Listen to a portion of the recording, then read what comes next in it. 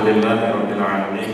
Wassalatu wassalamu ala asyrofil anbiya'i wal mursalin sayyidina wa maulana Muhammadin wa ala alihi wa sahbihi ajma'in. Amma ba'd. Bapak-bapak, ibu-ibu dari jajaran pimpinan di jurusan maupun di fakultas, barangkali kalau ada, bapak narasumber yang saya hormati, adik-adik sekalian, mahasiswa di lingkup Universitas Negeri Malang. Alhamdulillah pada pagi hari ini saya bisa hadir. Tadi pagi baru datang jam 4 pagi naik kereta. Alhamdulillah sudah segar kembali. Karena biasanya naik kereta kurang bisa tidur dengan nyenyak, yang penting bisa tidur. Alhamdulillah pada kesempatan pagi hari ini saya diminta untuk menyampaikan berkaitan, kalau temanya ekonomi Islam sebagai alternatif solusi permasalahan perekonomian bangsa. Kalau judul saya sistem ekonomi Islam untuk kesejahteraan rakyat. Baik, tadi saya sudah ngobrol dengan Bapak Ketua Panitia. Jadi pengembangan ekonomi Islam memang sekarang berjalan dua jalur. Jadi ada pengembangan ekonomi Islam yang parsial, ini istilah saya ya. Kemudian ada pengembangan ekonomi Islam yang sistemik. Untuk hari ini dua-duanya saya sampaikan dengan segala kelebihan dan kekurangannya. Masing-masing ada kelebihan dan kekurangan, masing-masing ada kekurangan dan kelebihan.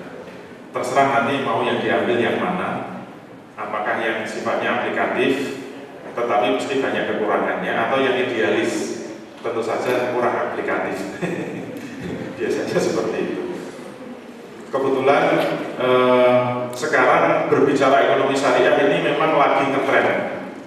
Di mana-mana orang gandrung dengan ekonomi syariah berkaitan dengan perkembangan ekonomi yang semakin lama semakin memburuk. Yang saya kaget tentu saja ternyata perbincangan ekonomi syariah di Eropa juga sedang menghangat. Kebetulan beberapa tahun 2013 kemarin saya juga diundang untuk berbicara di Hannover University, itu di Jerman. Ternyata Jerman juga lagi demam ekonomi syariah.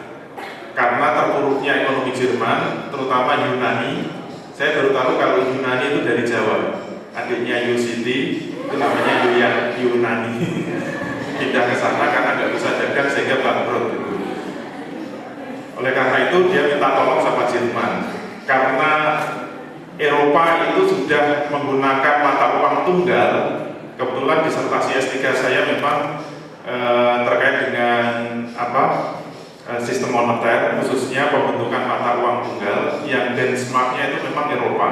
Jadi saya agak tahu sedikit berkaitan dengan konsekuensi kalau sebuah negara itu menerapkan mata uang tunggal.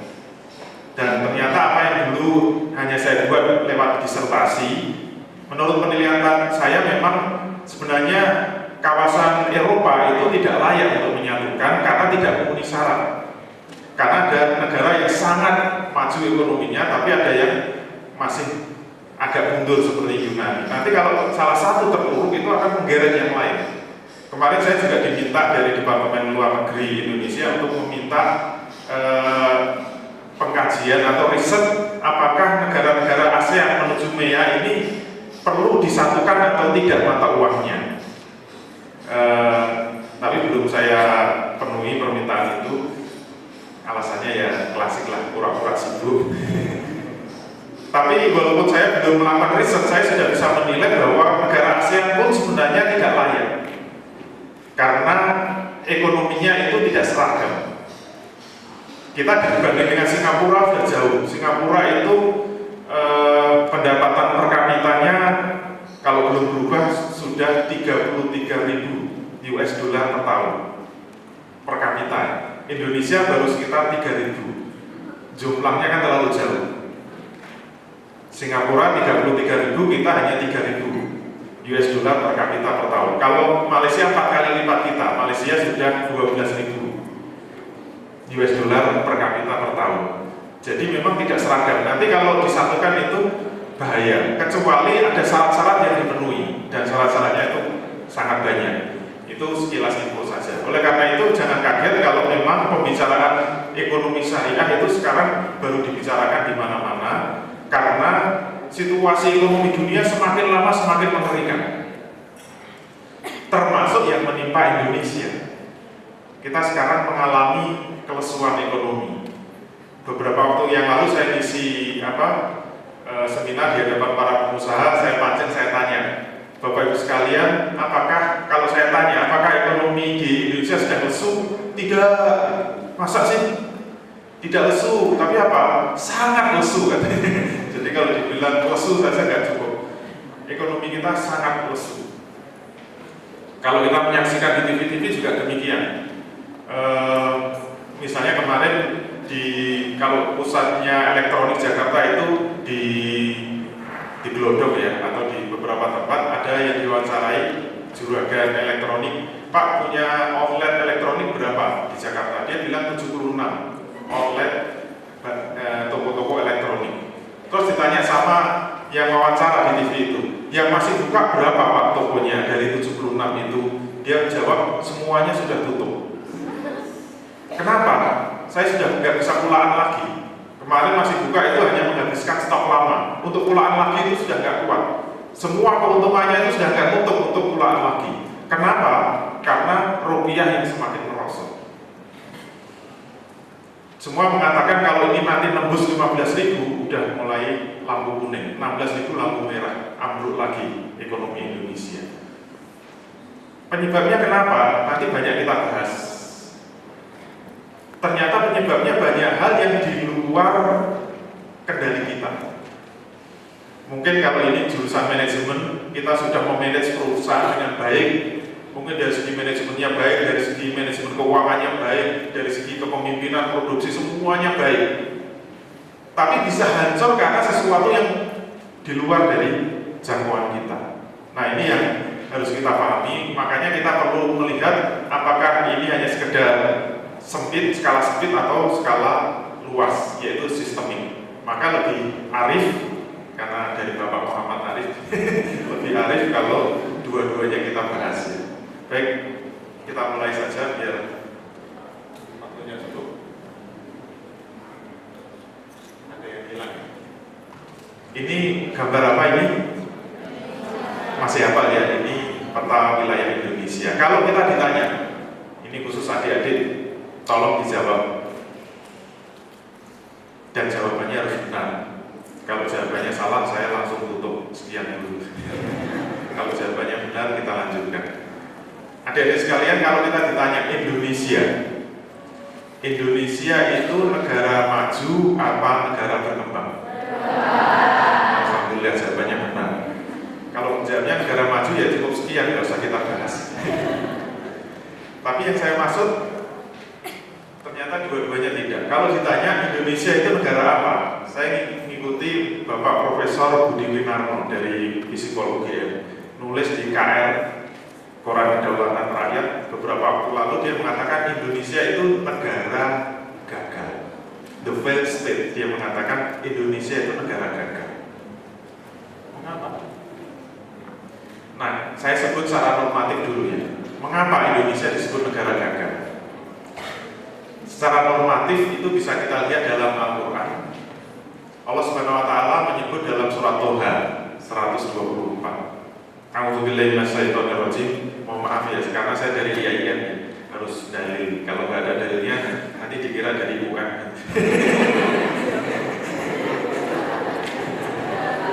Sarannya dari IAIN harus ada dalilnya dan harus dibuka dengan dalil. Allah berfirman, A'udzubillahi minasyaitonirrajim. Wa man a'rada an dzikri fa inna lahu ma'isatan dhanka wa nahsuruhu yaumal qiyamati a'ma. Walaupun saya berdiri di atas mimbar, jangan dianggap sudah mulai khutbah Jumat ya. Masih lama Jumat. Allah berfirman, wa man a'rada an dzikri, barang siapa yang berani berpaling dari peringatanku. Peringatanku yang dimaksud kalau kita lihat tafsirnya itu adalah dari Al-Quran dan As-Sunnah.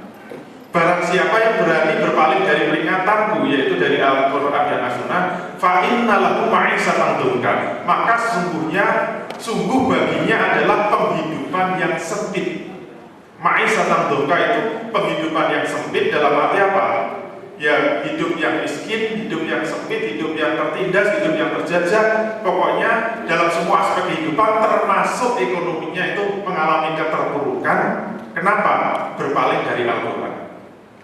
Kalau cuma menderita di dunia masih lumayan, karena kelanjutannya wa nahsyuruhu yaumal qiyamati a'ma, dan besok di hari kiamat mereka akan kami kumpulkan dalam keadaan buta. Ini kalau ayat diteruskan ada dialog. Kenapa saya dikumpulkan dalam keadaan buta padahal saya dulu melihat? Jawab Allah, dulu kamu diberi petunjuk yaitu Al-Quran, tetapi tidak mau melihatnya. Sekarang diganti kamu di hari kiamat dibutakan oleh Allah dan akhirnya nanti dimasukkan ke dalam neraka. Kenapa? Diberi tuntunan oleh Allah, sekarang ini kita hidup tetapi tidak mau menggunakannya. Tadi saya ngobrol dengan Pak Muhammad Arif juga pas berbicara masalah PT. Kenapa yang digunakan PT?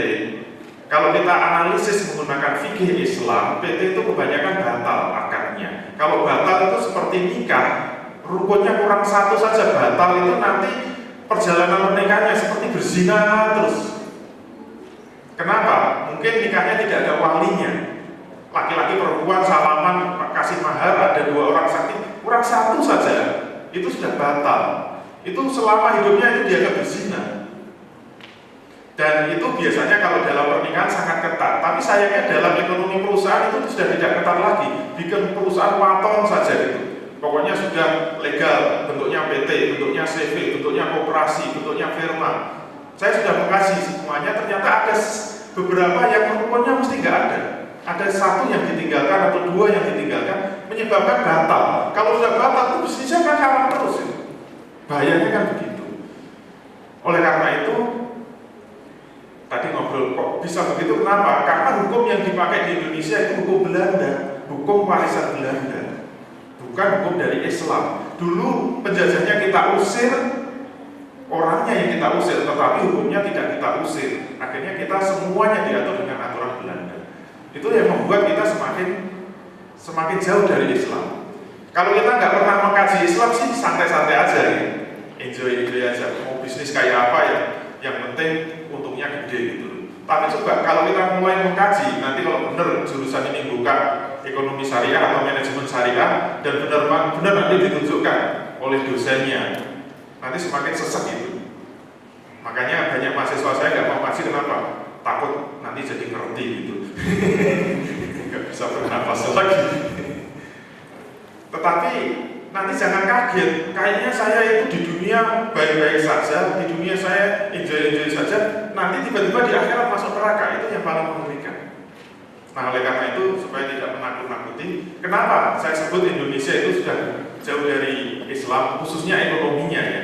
Saya mengatakan karena ekonomi, sistem ekonomi yang diterapkan di Indonesia adalah sistem ekonomi kapitalisme. Nah, saya memang membuat buku sendiri namanya Ekonomi Islam Mazhab Hanfara. Saya membuat mazhab sendiri. Kenapa saya sebut Hanfara itu? Karena singkatan Hadza min Fadli Rabbi. Maksudnya apa? Ini aliran ekonomi yang bukan berasal dari islamisasi ekonomi kapitalisme. Kebanyakan pengembangan ekonomi Islam sekarang itu dari proses islamisasi ekonomi kapitalisme. Maka saya agak kurang sreg dengan itu. Saya membuat aliran sendiri yang bukan islamisasi, tetapi saya harapkan langsung dari Quran dan Sunnah, langsung dari Allah Subhanahu Wa Taala. Saya sebut Hadza min Fadli Rabbi. Ini langsung karunia dari Tuhan. Ini ucapannya Nabi Sulaiman ya. Nah makanya saya sebut aliran buku saya itu Mazhab Hanfara. Kebetulan saya juga punya perguruan tinggi, sekolah tinggi ekonomi Islam Hanfara. Jurusannya cuma 2, perbankan syariah dan manajemen syariah.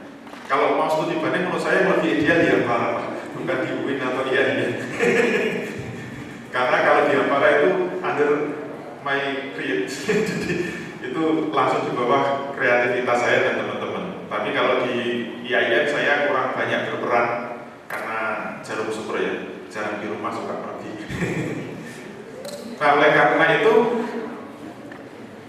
saya menyebut bahwa sistem ekonomi yang diterapkan di Indonesia itu adalah sistem ekonomi kapitalisme. Cirinya apa? Saya boleh mengatakan yang diajarkan di di fakultas-fakultas ekonomi memang ilmu ekonomi, bukan sistem ekonomi. Dalam buku saya bedakan antara ilmu ekonomi dengan sistem ekonomi. Kalau ilmu ekonomi menurut pandangan saya itu netral. Jadi nggak ada ilmu ekonomi kapitalis, ekonomi sosialis, ilmu ekonomi Islam itu nggak ada. Yang ada itu sistem ekonomi kapitalis, sistem ekonomi Islam, sistem ekonomi sosialis. Kalau yang namanya ilmu itu tetap netral. Karena ilmu itu kan berasal dari pengkajian yang sifatnya empiris, berulang-ulang sehingga menghasilkan hasil yang sesuai dengan faktanya. Itu kan netral-netral saja. Misalnya kita membuat grafik hukum permintaan, gambarnya mesti miring ke kanan bawah kan. Itu kan tidak bisa diislamkan kan. Yang namanya hukum permintaan kalau digambar yang miring ke kanan bawah. Apakah ada ilmu ekonomi Islam yang disebut hukum permintaan Islam apa? Bentuknya miring ke kanan bawah tapi seperti kubah gitu. Itu Islami gitu. Ya malah salah.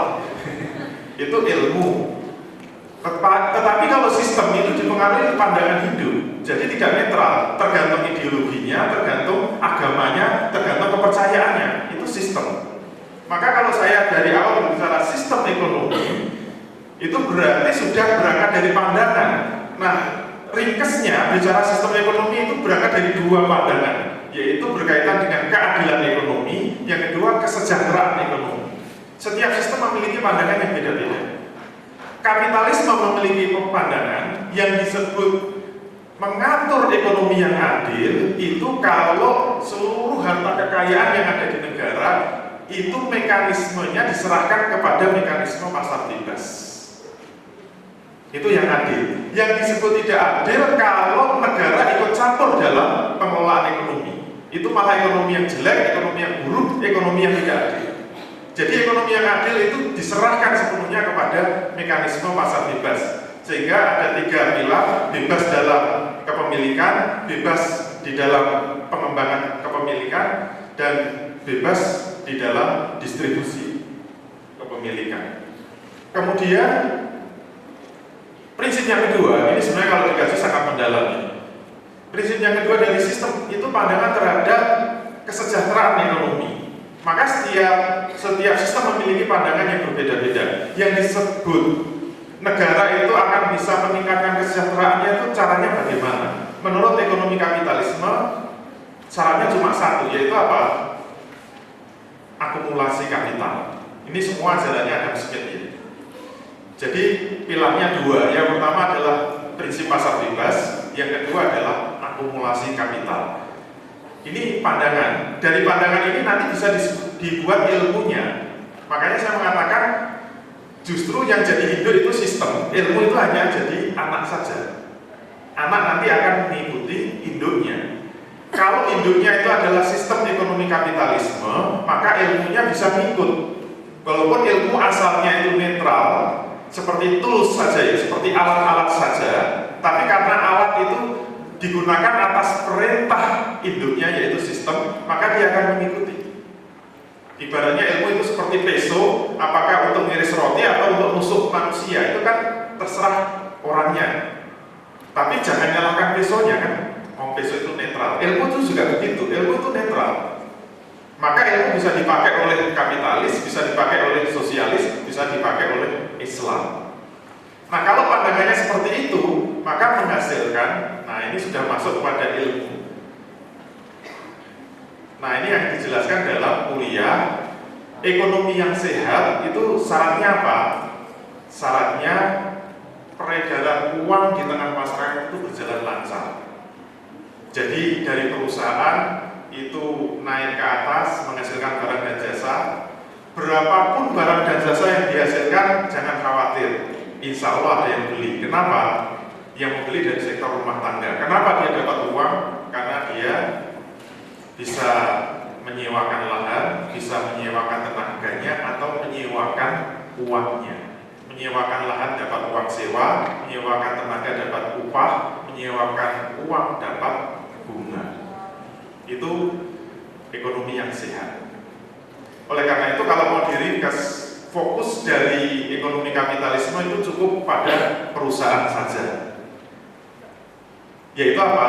Akumulasi kapital. Nasihatnya Adam Smith, yang penting semua orang yang punya duit jangan disimpan di rumah, investasikan. Kalau semua rajin investasi, maka produksi akan meningkat. Kalau produksi meningkat, akan menyerap tenaga kerja. Kalau tenaga kerja terserap, pendapatan akan naik. Kalau pendapatan naik, kesejahteraan akan naik. Mudah saja kan? Maka fokusnya cukup kepada perusahaan saja. Ini kuliah 1 semester, selesai kan? Ada pertanyaan? Tidak ada, cukup sekian. Maka kalau itu kita rumuskan yang disebut ekonomi yang sehat, mungkin saya coba saja. Ya bisa.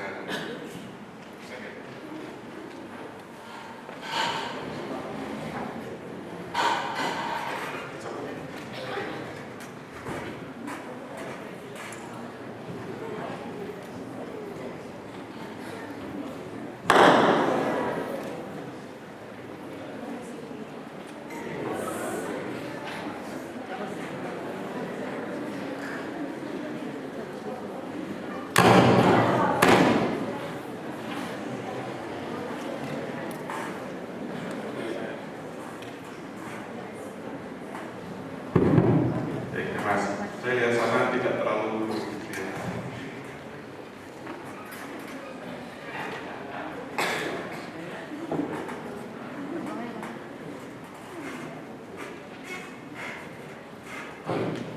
ya, ini lebih mobile.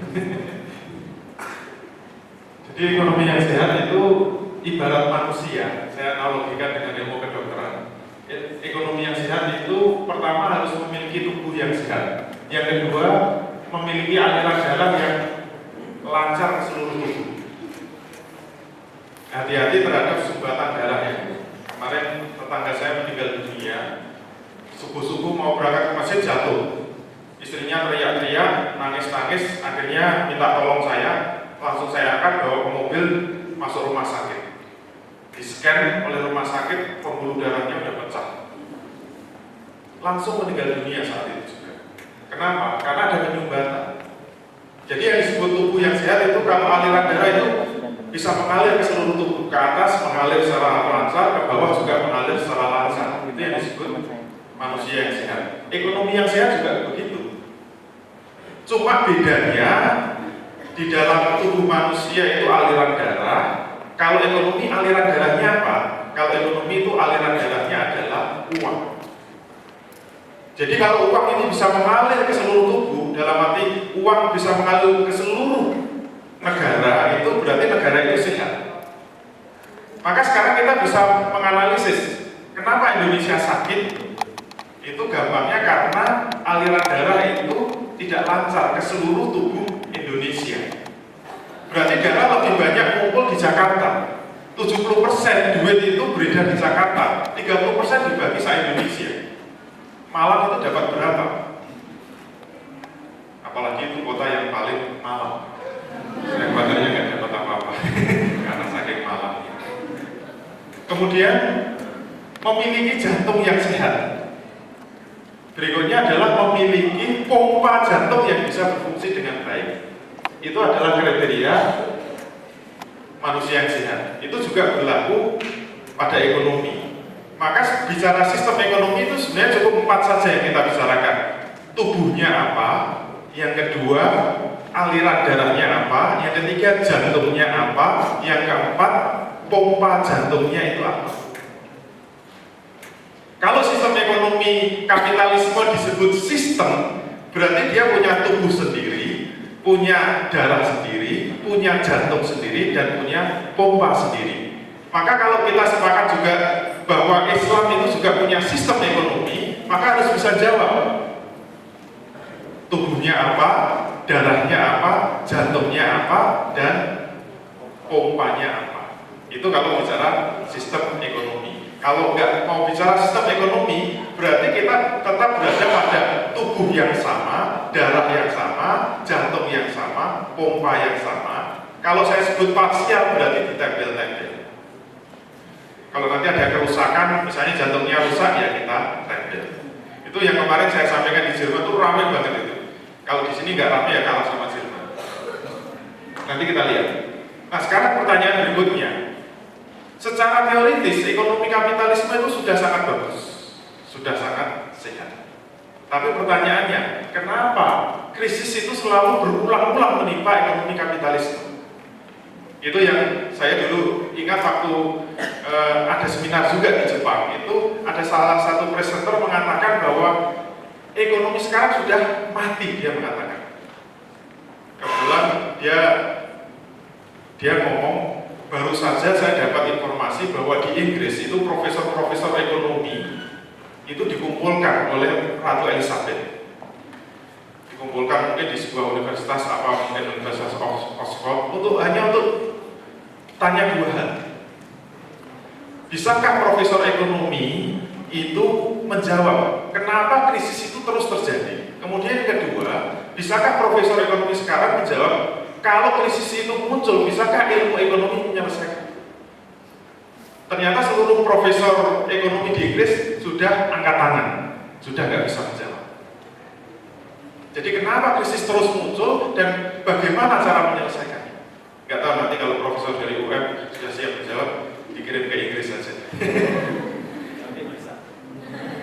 Kalau saya nggak bisa jawab juga, kecuali ngambil dari Quran. Nah ini pernah saya presentasikan di Jepang, saya katakan, kalau kita mau buka Quran, satu ayat saja selesai. Pertanyaan Ratu Elizabeth itu bisa terjawab. Mengapa terjadi dan bagaimana solusinya? Hanya dengan satu ayat bisa. Sayangnya saya nggak diundang Ratu Elizabeth.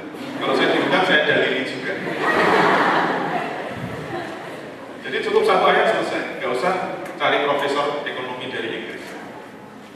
Hanya saja ayatnya ini panjang. Biasanya Al-Baqarah 275 ini yang dibaca itu hanya sepenggal ayat saja. Wah ini pokoknya nggak masuk. Yaitu apa? Wa ahallallahu al-bai'a wa harrama riba. Allah menghalalkan jual beli dan mengharamkan riba. Iya enggak?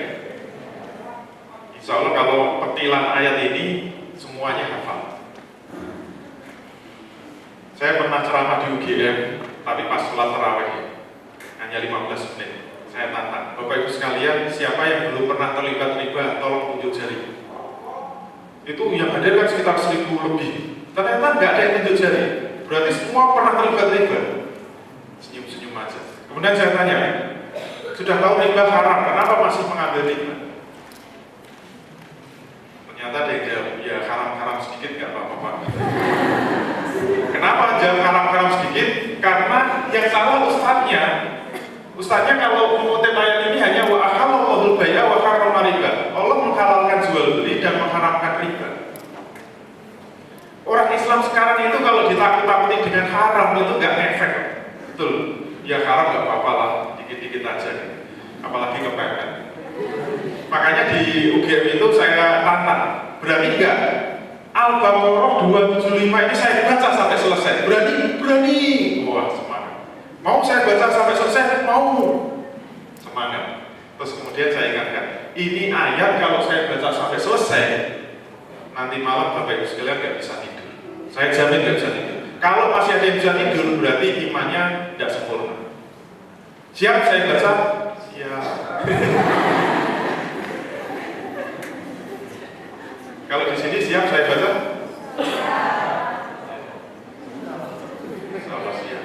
Kalau mahasiswa sih nggak ada masalah, tapi nanti bapak-bapak ibu-ibu itu yang nanti bermasalah. Nggak percaya? Saya cuma baca saja, ini bukan ayat dari saya. Mulai ayat pertama. Ini pemanasan saja. Alladzina ya'kuluna riba la yaqumuna illa kama yaqumul ladzi yatakhabbathu syaitanu minal mas. Orang-orang yang makan riba, orang-orang yang mengambil riba tidak dapat berdiri melainkan seperti berdirinya orang yang kerasukan setan lantaran tekanan penyakit jiwa, atau karena seperti kerasukan setan lantaran penyakit gila. Nah, yang menarik apa hubungan mengambil riba dengan berdiri saja tidak bisa? Layak umuna tidak dapat berdiri. Ini seorang mufasir biasanya dia tertarik dengan kalimat yang tidak bisa dipahami oleh akal secara langsung. Apa hubungannya makan riba berdiri aja nggak bisa? Buktinya pegawai bank gagah-gagah, jalannya tegap-tegap, mobilnya ilmunya bagus-bagus. Tapi Quran kenapa mengatakan berdiri saja tidak bisa? Bagaimana penjelasannya? Nah, biasanya mufasir itu mencari penjelasan dari Rasul. Namanya tafsir bil maksud. Itu banyak penjelasannya. Ini hanya awal ayat saja ya, pemanasan. Kita buka ya. Pada waktu aku di Mi'rajkan ke langit, aku memandang langit ke dunia. Ternyata di sana banyak terdapat orang yang memiliki perut seperti rumah-rumah yang besar dan telah doyong perut-perut mereka. Mereka dilimpahkan dan disusun secara bertumpuk di atas jalur yang dilewati oleh para pengikut Fir'aun. Mereka diberdirikan di dekat api neraka setiap pagi dan sore hari. Mereka berkata, wahai Rob kami, jangan pernah terjadi kiamat. Wahai Rob kami, jangan pernah terjadi kiamat. Berarti belum kiamat, berarti masih siksa kubur, berarti masih mukodimah ya, pembukaannya saja. Aku tanyakan kepada Jibril, jadi aku ini adalah Rasul bertanya kepada Jibril, wahai Jibril, siapa mereka? Jibril menjawab, mereka adalah para pemakan riba dari kalangan umatmu, jadi umat Islam. La yakumuna illa kama yakumul ladzi yatakhabbatu syaitanu minal mas. Kemudian Jibril menjawab pakai Quran, yang tidak dapat berdiri melainkan seperti berdirinya orang yang kerasukan setan lantaran tekanan penyakit gila. Terjawab, kenapa tidak bisa berdiri? Ternyata perutnya membesar sebesar rumah, sehingga telah doyong perut mereka sehingga mau berdiri jatuh. Kalau mau jalan kayak suster ngesong. Isinya apa? Dalam hadis yang lain dijelaskan, pada waktu aku di-Isra, tatkala kami telah sampai ke langit ke-7, aku melihat ke arah atasku. Ternyata aku menyaksikan ilang, petir dan badai. Aku mendatangi sekelompok orang yang memiliki perut seperti rumah, dan terlihat dengan jelas di luar perut mereka, yaitu apa? Banyak terdapat ular-ular berbisa. Ternyata isinya itu ular-ular berbisa. Kemudian aku tanyakan kepada Jibril, wahai Jibril, siapa mereka? Jawabnya, mereka